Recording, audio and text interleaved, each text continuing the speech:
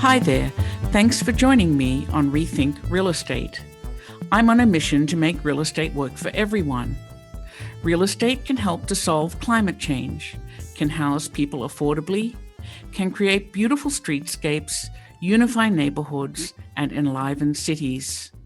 So I'm on a journey to find the most creative thinkers and doers out there. I'm not the only one who wants to rethink real estate. You can learn more about me at evepicker.com, or you can find me at smallchange.co, a real estate crowdfunding platform with impact real estate investment opportunities open for investment right now. And if you want to support this podcast, join me at patreon.com/rethink real estate, where there are special opportunities for my friends and followers.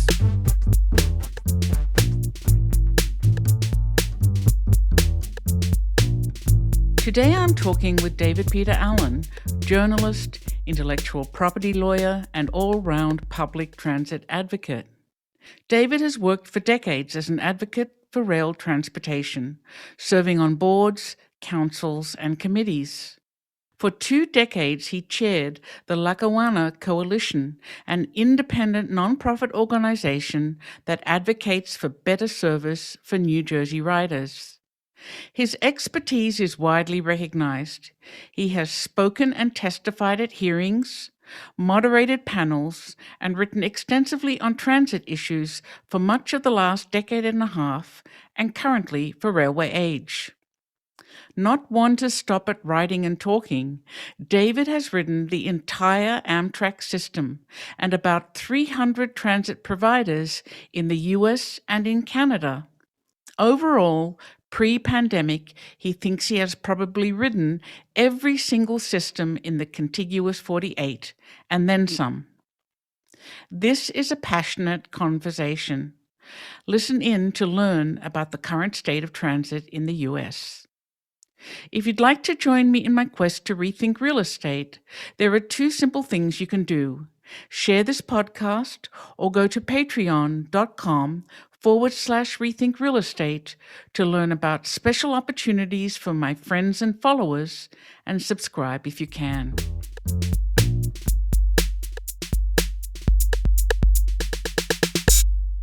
Hello, David. I'm really delighted to have you with me today.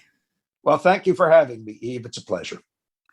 So I've read that you've ridden all of the trains in the Amtrak system and about 300 transit providers in the US and Canada, which is a big wow for me. I've got a lot of questions for you. Well, as far as I know, that's the record, but Yeah, there may be somebody out there I don't know about. that might get in the Guinness Book of Records yet, right? I think it deserves to be. I And I've think ridden every bit of rail except for 1 mile. I held the distinction for 77 days. And when I get out to the San Francisco Bay Area again, I'll catch that mile from Sausalito to San Rafael, from Larkspur to San Rafael. That's great. So you're an intellectual property lawyer, and I want to understand how you got interested in transit from intellectual property law, and how you got involved. Well, it happened the other way around, actually, chronologically. I am transit dependent due to a disability, which does not interfere with my life in any other way, but it relegates me to going only where there is some kind of public transportation, because the cost of getting to non-transit accessible places with a taxi, and let's face fact here, Uber and Lyft are taxis. They have taxi fare structures. They're just hailed by an app rather than a phone call. So I and roughly 20% of American adults who are similarly situated can really only go where a train goes, where a bus goes. And that's maybe 2% of the country. Fortunately, it's the most interesting 2%, so it could be worse. And I went to an urban university, which I always wanted to do. I went to MIT. And when I was an undergrad, a friend of mine was a rail fan. He introduced me to rail. He went on to get an engineering degree and have a career in the railroad engineering field. I went on to get a science degree, and through a very tortuous course, including an MBA and some entrepreneurial starts that didn't work, and my legal background, I ended up practicing law, but I have been an advocate for better transit now for 36 years. Recently, I've made the transition from straight advocacy into journalism. I am a contributing editor at Railway Age, a publication that has served the railroad industry since 1856. A lot of my work can be found on our website, railwayage.com. Sometimes I write columns, sometimes I write news stories or features, and our editor, Bill Vanchuono, is very scrupulous about separating the two, and I think that's entirely appropriate. So I have come to be a rail-oriented journalist through a very unusual path, and it's sort of what I am doing now that I am semi-retired from my law practice. That's my senior career. Wow.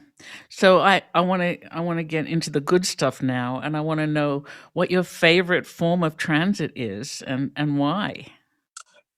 Well, my favorite form of transit is probably the heritage streetcars that run in places like New Orleans and Dallas and now Memphis.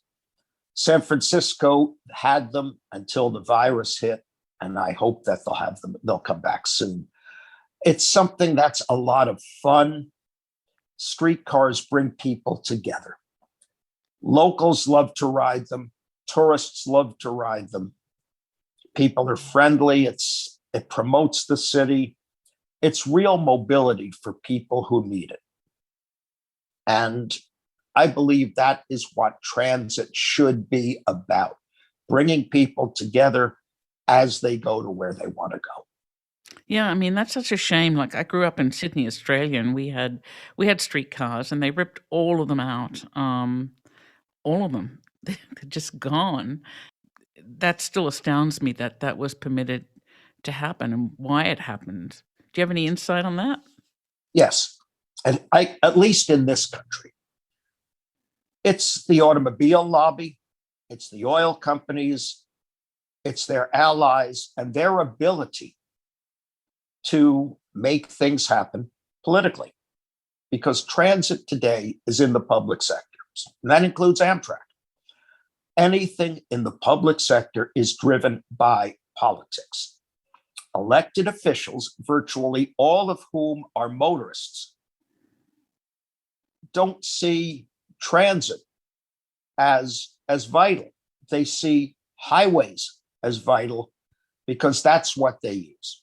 I think we have to face the fact, and I should preface any opinion I give by making it clear, I do not speak for Railway Age or any other organization I'm involved with. My opinions are my own. That's made clear when I write columns as commentary, but I need to be sure that you and your listeners understand that I'm speaking for myself, and I'm not somebody else's agent when I say this. A lot of politicians oppose government spending and government intervention unless that spending is for something they use themselves. That's just the way people are. Well, it's the way some people are. Like, Well, there are some of us who want public transit, but of course there are, but we have to look at the imbalance in the power relationships. Yes. And in the United States, the leading figure in changing the entire American culture from one that was comfortable with transit to one that is only comfortable with the automobile was the chair of General Motors, Alfred P. Sloan. Wow. He literally changed the culture of America. There's an apocryphal story that one day he was in Cleveland in 1922, and he saw the hordes of people leaving downtown Cleveland after work to get home on streetcars. And he decided then and there that he could never sell enough automobiles if people were satisfied with their transit. So he had to create a situation where people would be unhappy with transit. And as General Motors grew, he used the influence that the industry had to buy up the streetcar companies, which were private corporations then. And when they achieved working control, they got rid of the streetcars, replaced them with buses. In the short run, GM sold a lot of buses, thousands of them. In the long run, they sold millions of automobiles and created transit-free places throughout the country, and I believe into Canada as well. And that started the automobile culture, which is scrupulously anti-transit. To this day, nobody writes or talks much about the prejudice against persons who depend on transit, but I've lived it for my entire adult life. I've seen it. It's astounding. Yeah. Persons who depend on transit are the most diverse and discriminated against minority in America. We do have a preponderance of seniors, of persons with disabilities, of persons of color, but we reach every demographic, every age, every color, every part of the mix. But because we are diverse and not an identifiable minority, the Equal Protection Clause of the 14th Amendment to the Constitution does not reach us. We have no legal protection, none. So it's really an uphill fight to even get the politicians to think about people who need transit. Maybe they will allow funding for some buses as default transportation for poor people to get to their low-wage jobs. But they don't think of transit as something people would ride by choice. And yet rail transit is just that. People ride streetcars, light rail, trains, including Amtrak trains, by choice. There are a lot of you can't get motorists easily to take discretionary trips on a bus. Unless you're in another country, right? I've seen systems in other countries which are gorgeous and probably mimic light rail in the way they treat passengers, but not here. It's interesting you say that, Eve, because I've heard that argument from transit providers. The busway we want to build mimics light rail. And my answer is, if it mimics light rail, why not build light rail? Yes, well, where's the money, right? Where are the dollars? Well, that's another problem. They're putting money into infrastructure. Now's a big moment in time for that, right? But does that trickle down to the riders? And generally the answer is no. Infrastructure directly helps motorists. It builds roads for them. It keeps highways in a state of good repair. Motorists are direct beneficiaries of all these programs. Transit riders are not, because it's fine and dandy to talk about transit infrastructure. And here in New Jersey and New York, they're talking about the Gateway program. I believe most of it is unnecessary, built to serve peak hour commuters from the pre-COVID era who are not going to commute at peak hours anymore. Fewer of them will do it. We don't need that much more capacity. We do need some improvements. But the problem is that you could end up with a situation where there's fantastic transit infrastructure, and yet the transit providers are going broke. I live in a situation like that, so. Your transit in Pittsburgh has lived day to day on touch and go for years. Right. I know about the political situation in Pennsylvania. And you can't live easily wondering whether you'll have full-time transit service next year or not. And a lot of people in cities have to live that way because, as I said before, the politicians who decide how much money transit gets are all motorists. They don't need it. They can live just fine without it. No, I mean my experience here has been, first of all, we have this amazing busway, which is really astounding. We live downtown, and we can hop on a bus, which takes us to the airport when it's open, on a dedicated busway that no one else can use, and it's extremely reliable. And it's, I think, $2.25. I mean, I've traveled all over the world and have really never experienced a more reliable connection to the airport. Well, let's look at your East Busway in Pittsburgh. That was a rail line. That was part of the main line of the Pennsylvania Railroad, and Wilkinsburg was a stop on the intercity trains. Yes, They paved over a rail line to yes, make a bad. busway, which makes absolutely no sense Yeah. when they had a functioning streetcar system. I remember the streetcars on Fourth Avenue, Fifth Avenue, downtown. They're all gone now. All They're you all have gone. left are the two light rail lines, which are essentially interurbans. They used to have a lot more, and they could have run streetcars or put the light rail on what is now the East Busway, but they You're gonna didn't. make me cry. And that's been duplicated all over the country. Yeah. We had such a transit holocaust because of what Alfred P. Sloan and his allies did, that in the 1960s, there were only 7 cities in the United States that had even one streetcar line: Boston, Newark, Philadelphia, Pittsburgh, Cleveland, New Orleans, and San Francisco. That was it. And only Toronto in Canada. And it's ironic. I've been assigned to write an article about streetcars for Railway Age, and I'm working on it as we speak.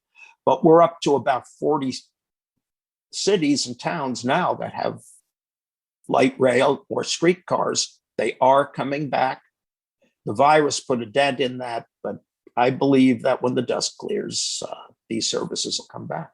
Good. Well, that's really encouraging. I hope so. And So what about other forms of transit? I was gonna tackle this interview a little differently, but we're really into the meat of it. So what about other forms of transit? Because I often think about the fact that um, so I live in Pittsburgh, which is really a Midwestern town that likes to think of itself connected to the East Coast. I would agree with that. Yeah, but we're really, and you can hear I'm not a Pittsburgher, so I suppose, still after decades, an outsider. But I've sort of lived with that for years and watched it with great interest. And then on the other hand, you see all the interconnected cities on the East Coast and how they have thrived, I believe, with the help of those transit connections up and down the Northeast Corridor. I'm always really fascinated by how little external connections from cities are talked about. So in Pittsburgh, there's always been a lot of talk about extra light rail, a high-speed bus line from Oakland to downtown, the dense working hubs. But I've always thought that economic development would be better driven by focusing on how to connect to DC or Philadelphia or those other larger cities with jobs, etc. I agree with you. The problem is politically, the auto industry and its allies in the oil industry, the rubber industry, the highway construction industry, et cetera, have a lot of clout, and they can make the political campaign contributions necessary to get members of Congress to go along. The same with the airline industry. Look at the amount of money the airline industry was able to get, even though they are private corporations. And traditionally, the rules of capitalism are if you can't make it, you go out of business. But they can even change the basic premises of capitalism for their own purposes. But rail is in the public sector. We are coming up on the 50th anniversary of Amtrak. It was formed in 1971 to relieve private sector railroads of any public responsibility to run passenger trains. And the first thing that happened is 2/3 of the trains in this country went away. Now, for a while, Pittsburgh had 2 trains a day to New York. Hmm. And of course, it has still to this day, it has one train 3 times a week to Washington, D.C. It will so that train will run daily again a month and a half from now. But there is now only one train a day between Pittsburgh and New York and Philadelphia. It's a daytime train, and I've ridden it many times, but it's Yeah, one you have to train. have the time. It is really a long ride. It's not really competing with, you know, the freeway. But Not even. Pittsburgh, that's not true. Pittsburgh to Philadelphia, certainly rail could be time competitive even with air when you factor in the amount of time it takes That's to true. get to the airport, especially on transit from the downtown area, and the time you have to hang around the airport, wait for the plane, take the flight, and then use the transit. Even though in Philadelphia, airport transit's pretty good, they have a rail line to get back to Center City to where you want to go. And in the meantime, I'll tell you about an experiment I tried one time when I was an undergrad. I usually took the train home to New Jersey from Boston, and I took the Merchants Limited, their best train. Back in the day, it left at 5 o'clock. Got into New York at 9:15. One time, just to see the difference, I decided to take the plane. I had 9 changes of vehicles to get home rather than taking 2 vehicles to get home. And I saved half an hour. And you probably got really stressed out, right? It wasn't worth it. It's very stressful flying Yes. and And waiting. you, Yeah, no. I do this calculation often, but I think the frustration from Pittsburgh to the East Coast is the freight trains are on the same line and well, really slow things down. And that brings us to that, high speed rail, right? yes, but we're not going to have high speed rail in this country because the private sector does not see it as a great investment, even though there are some efforts underway. Brightline in Florida wants to go up to Orlando, but they're going to the airport, not to another destination. There's a private sector effort in Texas that one end would be in downtown Dallas, the other would be at the intersection of 2 highways 10 miles from Houston. That's facing legal opposition from landowners in the area. Brightline of Florida also wants to build a high-speed rail line between Las Vegas and somewhere in Southern California, about 40 miles from Los Angeles. But if they can connect into downtown LA on Metrolink, which is their commuter rail system, that could be viable. But by and large, you're not going to see high-speed rail because the infrastructure costs are just tremendous. I don't see the private sector investing in that. And I don't see the public sector investing in that either because there are so many other needs for transit that the money's just not going to be there. I see economic hard times coming from the virus. It's going to take a long time to recover to where we were. Wall Street is doing great. Main Street is suffering. I see empty storefronts all over the place. Yes. And this is the untold story of the pandemic. The people at the low end are getting hit the hardest. The people at the highest end, Jeff Bezos is making a killing.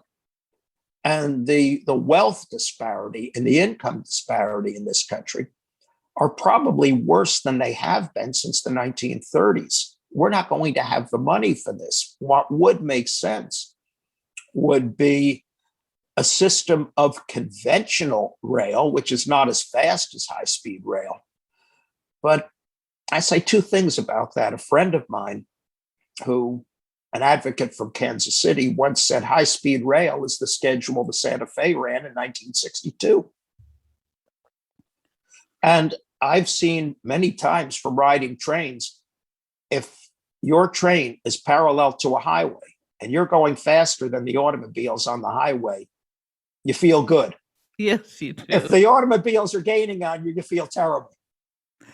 Well, it depends. If you're on an old-fashioned clackety-clack train, just enjoying yourself, and that can be sort of a restful journey where you don't care, right? That's not Amtrak.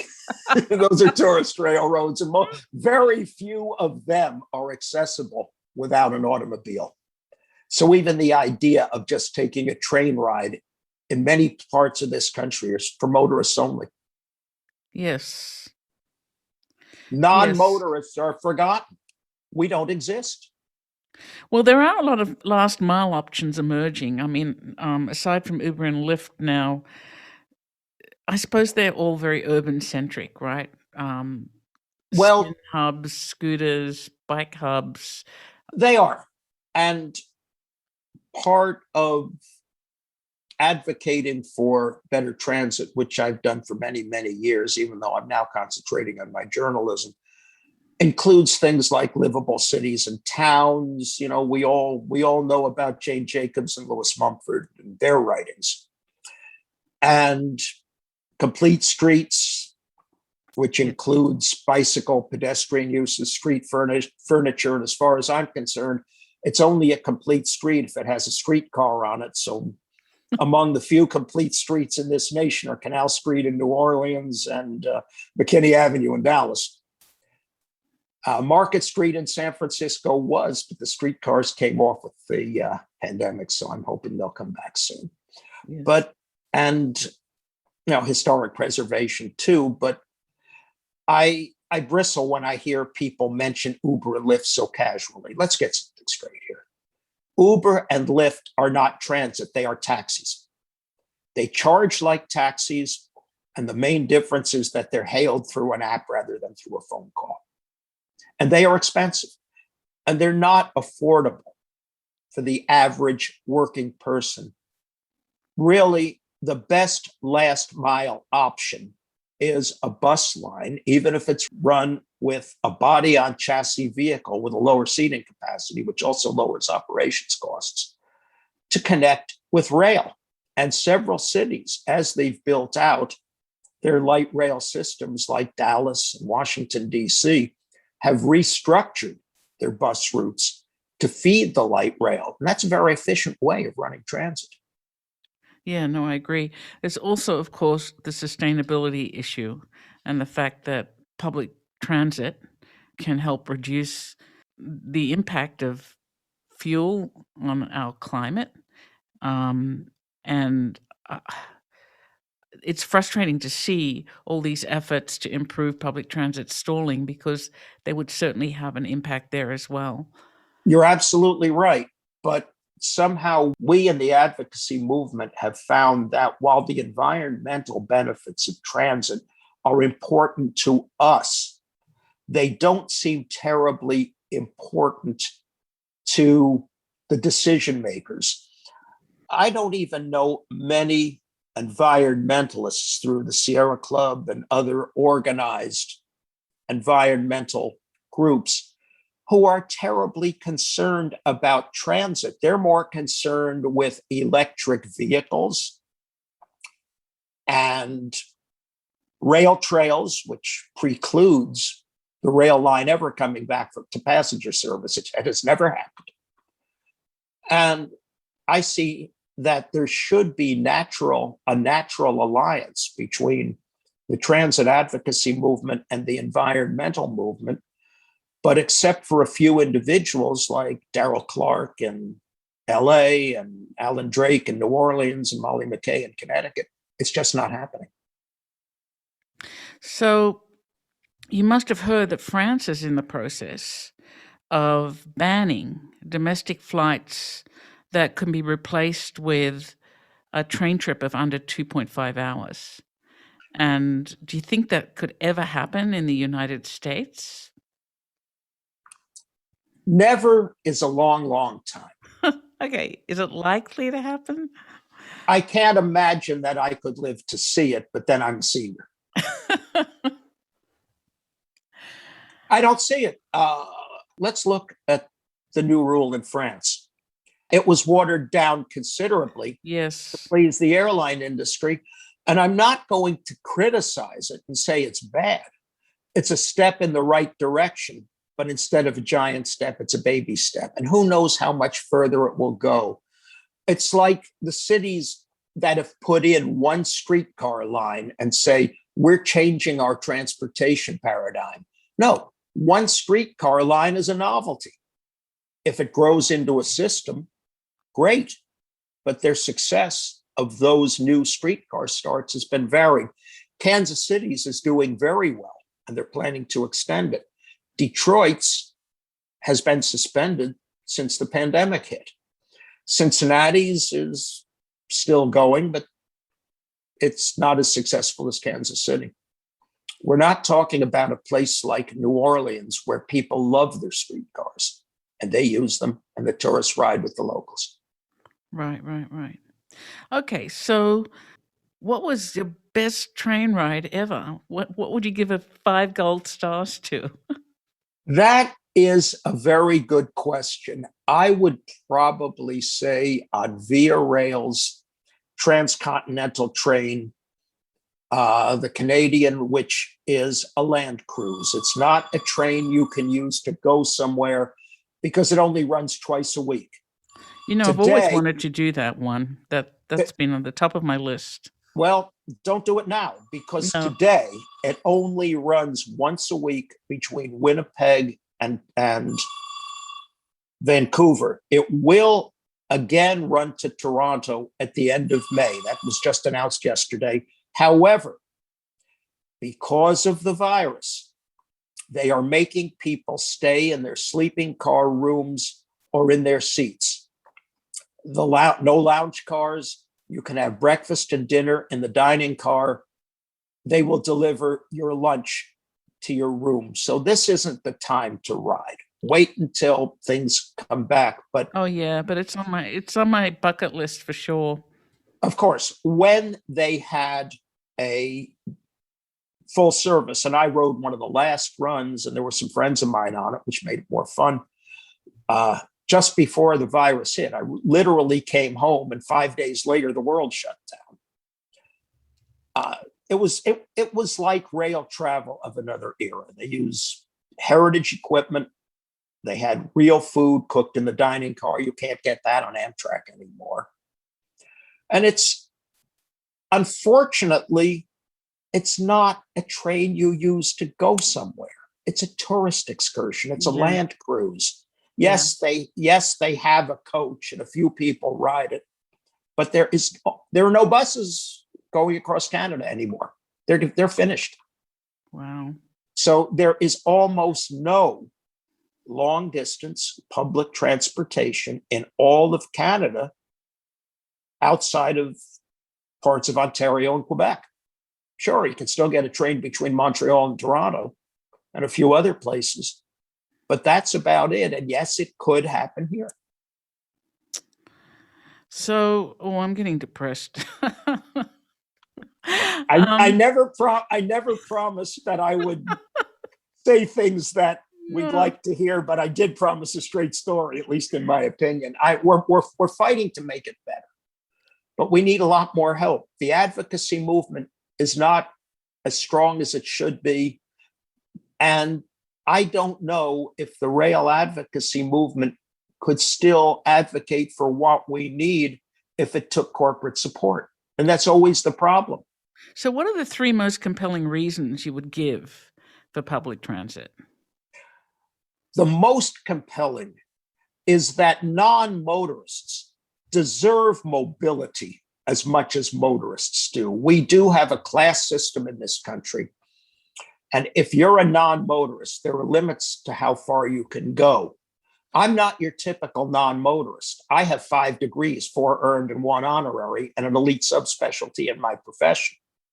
And yet, 98% of the country is as off limits to me as it is to someone who doesn't have that level of education or professional skill.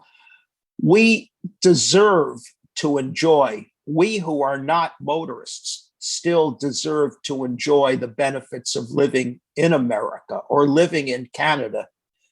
And yet, to a great extent, we are very limited in where we can go. Mm-hmm.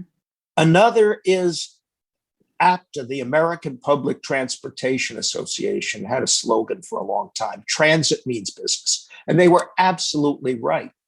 The business sector is suffering because mobility is so weak for people without automobiles. They are losing out on having a great pool of labor talent, both at the management and non-management levels, because non-motorists have so little access to the workplace.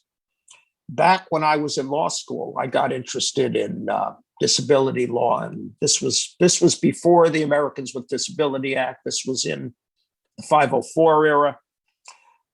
Protection against discrimination in the workplace does not start until you get to the workplace. Mm-hmm. So if you depend on public transportation and there's no transit to get you to the workplace, you're out of luck.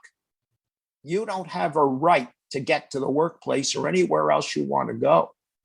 So the jobs available to persons without an automobile are limited. Do you by any chance know how many adults do not have automobiles? The estimates I hear are 20% of adults are non-motorists for whatever reason. Now that includes... Oh, I think that's low. I was expecting it to be higher. It may be, but that includes a lot of seniors who aged out of driving. And they have to depend on community transportation to get them to the mall once a week to shop or to get them to the senior center for lunch. If they don't live in a transit-rich environment like a city, that's all they have, and they need a lot more. Now, the third are the environmental benefits.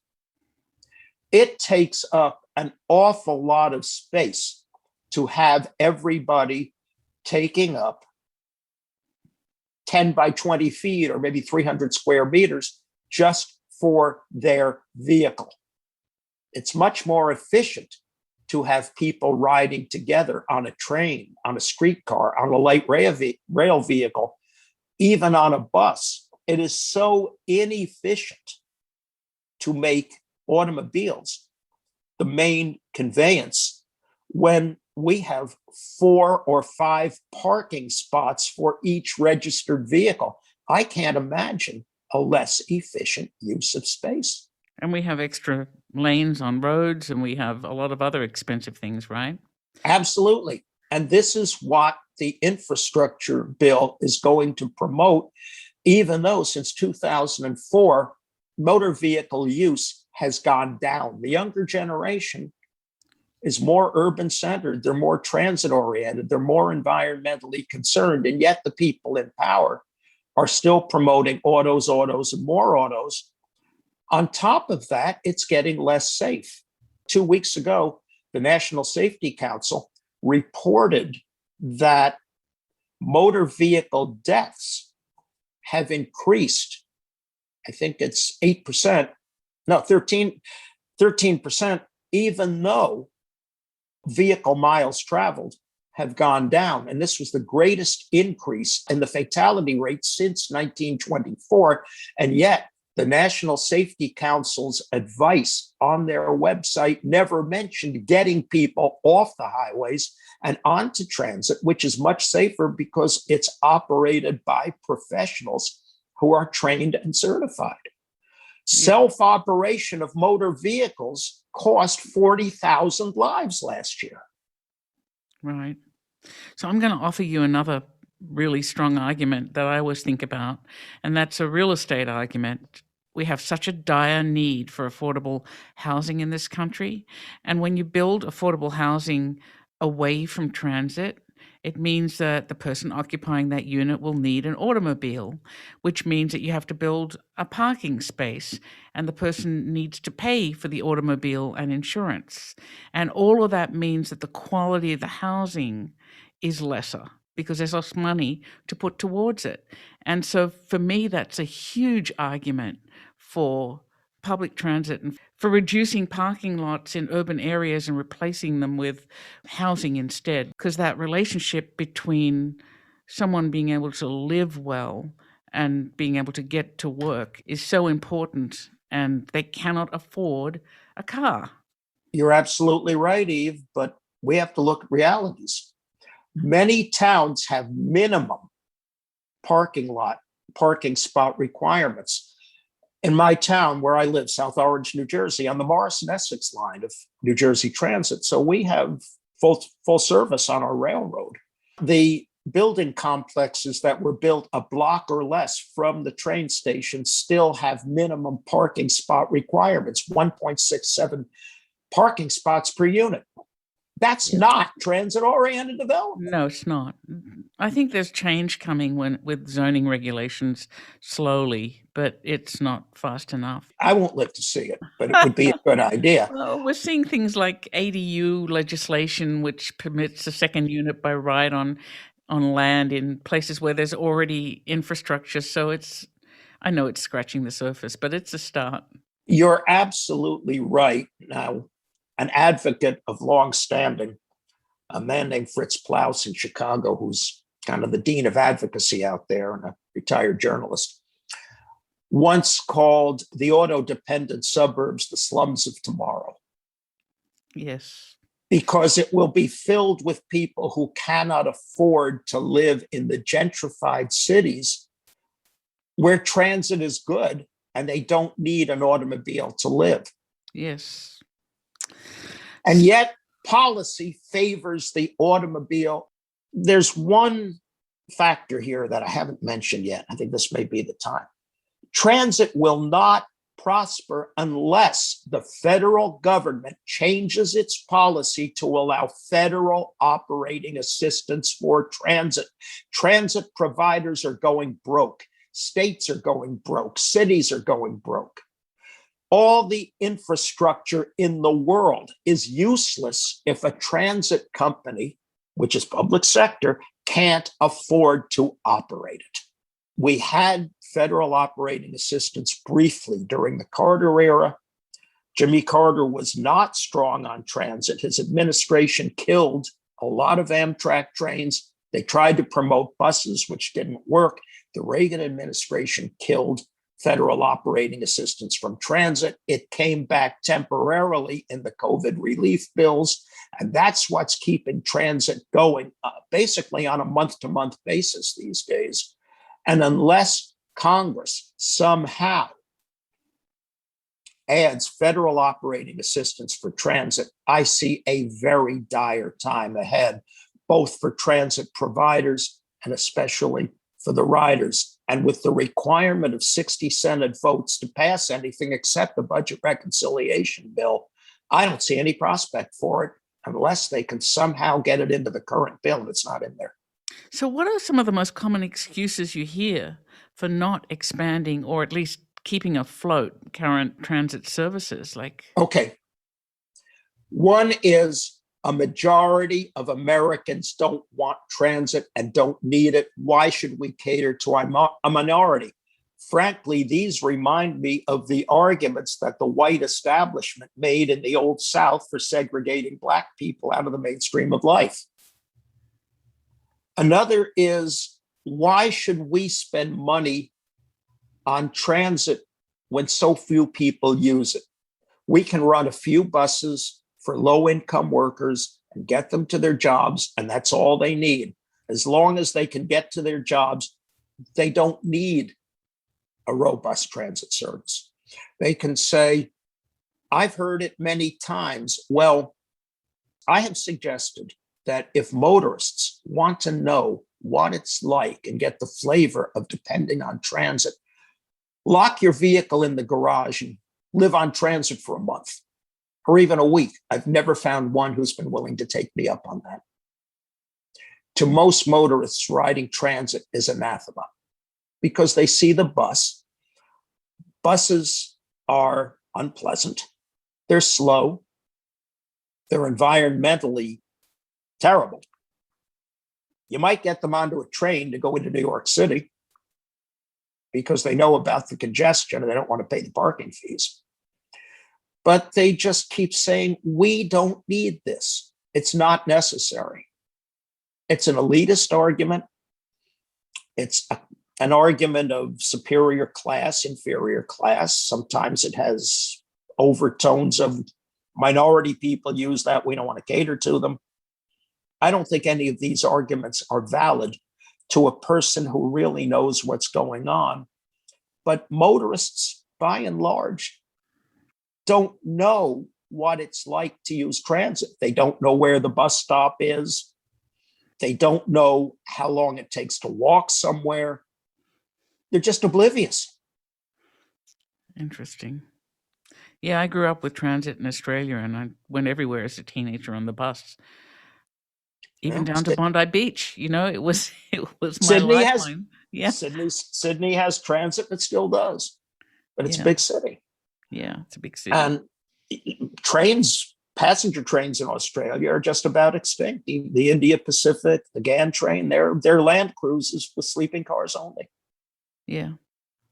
You might still have a train between Sydney and Melbourne, but that's a corridor. Yeah. Actually, I used to catch the train from Sydney to the Blue Mountains. I think that one's still running. That was a fabulous train ride. And I've never been to Australia, and I want to see it. I think they may still have a train up to Brisbane, too. Yeah, probably, yeah. But there's, they're very large, sprawling cities, and they've cobbled together. I mean, Sydney has better public transit than Melbourne, I think. And it's a system where, like, the eastern suburbs are very well served by buses, whereas the northern suburbs are better, and the west are served by trains. So it's kind of a mixed bag, but it's a huge city. Fair number of Melbourne's trains ended up in this country. Trams ended up in this country. They're running Memphis and Dallas and places like that. What a shame. So you've been involved with advocacy groups for years. And how do they make change? How do they help? The main way they help is keeping the issues out in front of the public. Through media contact, through getting the word out, through grassroots efforts where that's possible. Just keeping the issues alive. And I'll give you an example. One of our greatest successes, probably the high water mark of citizen advocacy in this country, occurred in 2010. There was a project called ARC, the Access to the Region's Core. It was to get New Jersey Transit trains into New York City and improve capacity and improve infrastructure. Originally, when it was conceived in the mid-90s, one of the options was to go to Grand Central Terminal. So New Jersey riders could go to the west side to Penn Station or to the east side to Grand Central, so they could get to almost all the offices in Midtown easily. We loved it. In 2003, New York State opted out of it. They just killed it dead. We were shocked when we got the announcement. So from then on, the project deteriorated. Amtrak couldn't use it. It wouldn't connect to Penn Station. It would only go to a deep cavern 175 feet under Macy's basement in Midtown. It became terrible. My colleagues at the Lackawanna Coalition and the New Jersey Association of Railroad Passengers and national organizations formed an alliance that covered 17 states and had 2 national organizations, the Rail Users Network Run, where I'm still on the board, and the National Association of Railroad Passengers, NARP. We got enough attention that when the governorship changed in New Jersey, Chris Christie, who was governor at the time and had a terrible reputation with transit, killed that project. It was probably the only good thing he ever did. And now they're doing a different version of it called Gateway. And I don't want to get started on that, but it's going to happen, and we can't afford 30 billion, but we can afford 5 or 10 billion. So it's just a matter of getting the word out. I have found in my experience, while the best means would be direct interaction with lawmakers in Congress and in the state capitals, that has met with varying levels of success. Advocates in other places have done fairly well in getting legislators to form rail commissions, study commissions. Actual improvements in service, they haven't really come yet. In New Jersey, I have gotten absolutely nowhere with the legislature. So it's a mixed bag. Wow. Okay, one last question for you, and that is, what would a perfect public transit world look like to you? Or city? I think of the city that the theoreticians, well, she's not just a theoretician. She practiced what she preached, like Jane Jacobs or Lewis Mumford would imagine. In the ideal city, there would be transit everywhere, rail transit, because rail transit represents a commitment to the neighborhood, a commitment to infrastructure, putting in those rails, stringing the electric wires so you have nice, quiet, smooth riding, non-polluting vehicles. And these streetcars would go everywhere throughout the city. There would be the kind of networks of streetcars that existed 100 years ago. And there would be trains coming in from further points, bringing people into the city, and circumferential routes too to connect the various rail lines. But transit would run frequently throughout a long service day, preferably 24 hours. And it would be everywhere.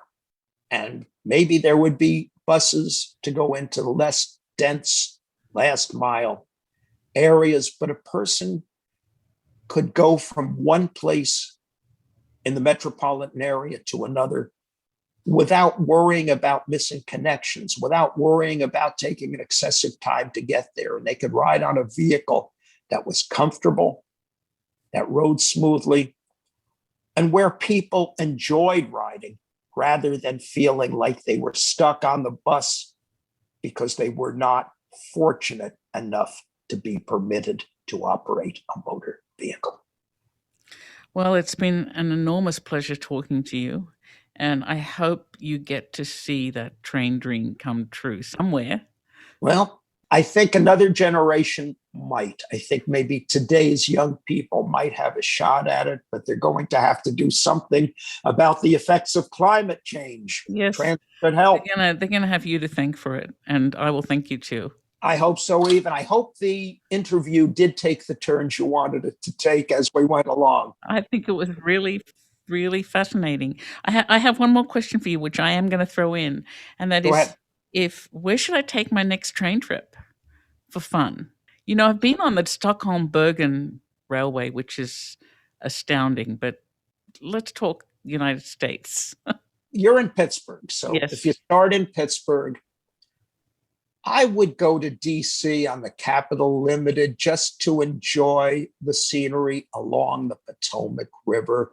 Don't forget to sit on the right side of the train when you're going to Right DC. side of the train, okay. Now, have you been on the Pennsylvanian train going to Philly and New York? I have. It's been a while. Is there a special side to sit on there? No, it's about the same on both sides.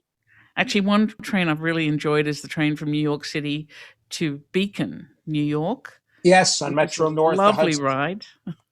Well, when it comes back and we can go to Canada again, from New York, you should take the Adirondack up to Montreal. You get the Hudson River on one side of the train, and then when somewhere between there and Lake Champlain, you should move over to the other side of the train and see Lake Champlain. So we could actually go from Pittsburgh to New York, and then up to Montreal, and then across the country. Well, you'd have to go to Toronto to get the Transcon, but Okay. via rail, they're only running 3 times a day there now, but Americans can't go into Canada now. Let's talk about post-pandemic. When the dust clears, you'll be able to do it. Yeah. And then how do I get back from Montreal without that awful carbon footprint? The interesting trip is the Transcon from Toronto to Vancouver. It's a 4-day trip. From Vancouver, if you want to get back by rail, you can go from Vancouver to Seattle. There will be trains again. There used to be 2 trains a day. Uh-huh. Take the Empire Builder across the northern tier to Chicago, and then you could get the Capital Limited. Oh, perfect. Or you can go down to take the Starlight train from Seattle down to San Francisco, spend some time there, and go to Chicago on that, and you'll get the Sierras and you'll get the Rockies. So how much time would you give for a round trip like that? That's a 2-week trip. Oh, that sounds wonderful. I'm going to plan that. That's a vacation. That is a vacation, yeah. I have helped many people plan itineraries on Amtrak and Via Rail I think you're going to be hearing from some of our If listeners. you or your listeners I'm want some help definitely with going to be that, back in touch about this. Yeah, that sounds absolutely wonderful. I'm glad to promote trains. Sometimes management does a great job, sometimes not as good, but I believe in trains, and I believe that we have to get out there and use them. And I do the best I can, both with my remaining advocacy locally and through Run, the Rail Users Network. Our website is railusers.net, and through my writing at Railway Age. And of course, I keep the two scrupulously separate. But our website for Railway Age is railwayage.com. I often write commentaries on the opinion side. Sometimes I cover a news story. Well, thank you so much for joining me, and it's been an absolute pleasure. It's been great. Maybe I'll see you in Pittsburgh, or maybe you'll see me around here. Yes, thank you. Bye. Bye.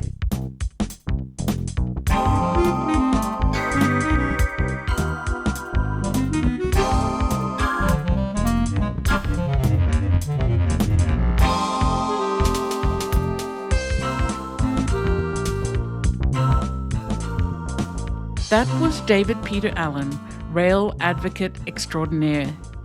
David's life has been built around public transit. He has enormous passion for trains, a mode of transport that is sadly fading fast. He does not hold out much hope for a resurgence in train travel. Infrastructure bills and federal dollars are pointed squarely at continuing the car culture in the US, started in the 1960s.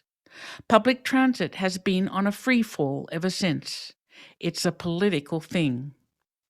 If the funds were in David's hands, trolleys would be installed to serve every corner of every city and neighborhood 24 hours a day, rebuilding thriving main streets and giving access to everyone, not just those who own an automobile. But what it will take is everyone getting involved.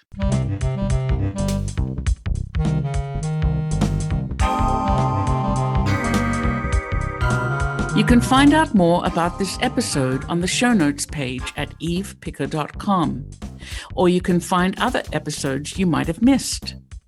Or you can show your support at patreon.com/rethink real estate, where you can learn about special opportunities for my friends and followers.